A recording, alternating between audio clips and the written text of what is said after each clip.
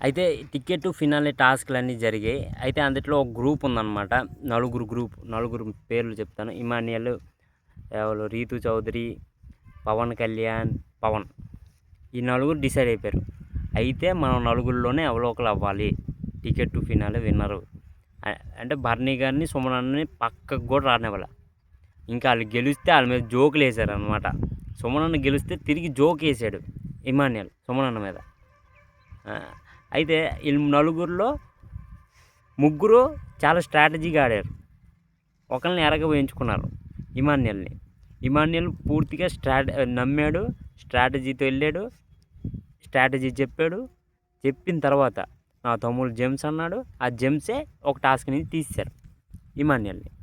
అయితే ఇప్పుడు ముగ్గురు, రీతు చౌదరి, పవన్ కళ్యాణ్,